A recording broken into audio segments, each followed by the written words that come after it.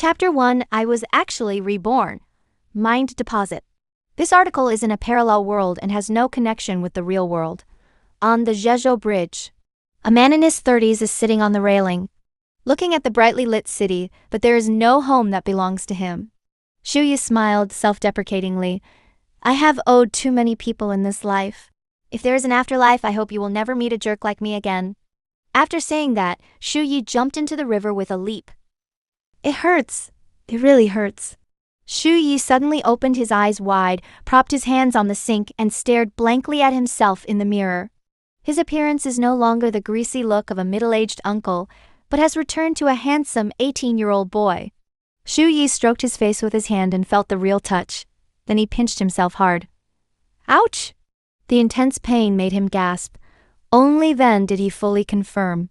After he jumped into the river, he didn't die. Instead, he was reborn. Shuyi hurriedly took out his mobile phone from his pocket and looked at the time. 2002! Shuyi exclaimed. He had actually been reborn and returned to 20 years ago. Because in his previous life it was already 2023. Xiaoyi, hurry up and clean up and have a meal. A gentle female voice came, with a hint of doting in her tone. Then, a figure knocked on the door and then walked into the washroom and stood in front of Shuyi. Stinky boy, what are you doing? If you don't come out to eat soon, you will be late for school. Yin Hemai put her hands on her hips and looked at her son angrily. Her eyes seemed to be spitting fire. Shuyi looked at the woman in front of him. This was the person he wanted to see again in his life. Suddenly, Shuyi's eyes turned red. On an impulse, he took a step forward and hugged Yin Hemai. His voice was hoarse. Mom, it's so good to see you again. You boy is so strange today. Yin Hemai was stunned by her son's hug. What does it mean to be so good to see her again? Is her own son stupid? Yin Hemai touched her son's forehead and muttered in a low voice. There is no fever either. After saying that, she still looked at Shuyi worriedly, fearing that something might be wrong with her son. Hearing what his mother said, Shuyi quickly let go. Realizing that he had scared Yin Hemai, he said with a smile, It's nothing, Mom, I'm just too excited to see you.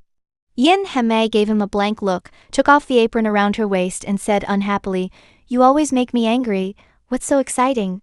Shuyi grinned and touched the back of his head with his hand. Perhaps thinking of his naughtiness when he was young, he seemed a bit embarrassed. Hurry up and wash up or you will be late for school later. What's so fragrant? Yin Hemai moved her nose and sniffed around. Then her face changed greatly and she quickly ran out of the washroom. She was so focused on talking to her son that her porridge was almost burnt. After Yin Hemai left the room, Shuyi still couldn't believe it. Shuyi cupped cold water in his hands and splashed it on his face, clearly feeling the cold water droplets sliding down his face. He understood that this was really not a dream. It was a completely real world. Although he didn't know why he was reborn, Shuyi was very excited. He finally had the opportunity to make up for those past regrets. After brushing his teeth, Shuyi walked out of the washroom and naturally sat on the sofa in the living room. After sitting down, he looked around at the environment of the living room. It's still so warm.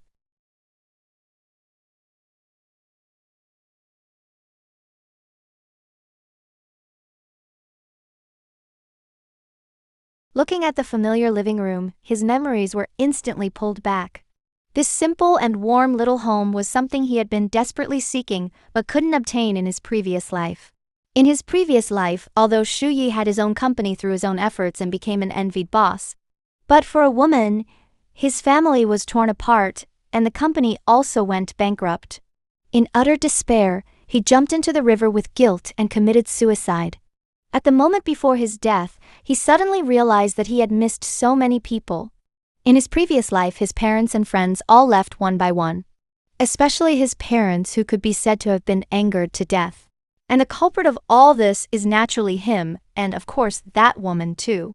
However, since God has given him another chance, then he will seize this opportunity well and definitely not let those things happen again. In this life, he will make up for all those regrets. Before long, Yin Hemai was seen putting breakfast on the table. Seeing her son sitting on the sofa in a daze, she said helplessly, Xiaoyi, come and have a meal quickly. Coming! Shuyi shuddered and jumped up from the sofa all at once. He ran into the kitchen and took out 3 sets of bowls and chopsticks and put them on the dining table. Cough! Cough! A coughing sound rang out and Dad made a grand entrance. Yin Hemai naturally walked to the man's side, patted the man's back lightly, and said worriedly, "Lao Shu, why don't you take a day off at home?" Lao Shu glared at Yin Hemei and waved his hand firmly. "No, this minor illness doesn't need rest." Seeing this middle-aged man in front of him, Shu Yi's eyes turned red again. His old father had been extremely worried about him in his previous life. In the end, when his father needed money to save his life, he couldn't come up with it. Looking at his father's tired face, Shu Yi's heart trembled and he said in a low voice, "Dad, just listen to Mom's advice and take a day off at home." Seeing his son speak, Lao Hoshu's serious expression immediately became gentle. "It's not a serious illness. You two don't persuade me anymore." Listening to Dad's gentle yet serious words, Shu Yi lowered his head and tried hard not to cry. 3 minutes later, the family of three sat neatly at the table and had breakfast. Looking at his parents who were smiling in front of him, Shu Yi felt a moment of mental confusion. This scene had appeared countless times in his dreams. Unexpectedly, it has really come true. This is a picture he couldn't obtain no matter what. Dang, dang, dang! This is a picture he couldn't obtain no matter what. Yin Hemai frowned, knocked on her empty bowl and then looked at the clock hanging on the wall. "Xiao Yi, it's getting late, hurry up and go to school. Your father and I also have to go to work." Shu Yi came to his senses. Looking at Shu Chengjian, who had already put on his police uniform, he gave him a thumbs up and joked, "Oh Shu, you are so handsome in this police uniform."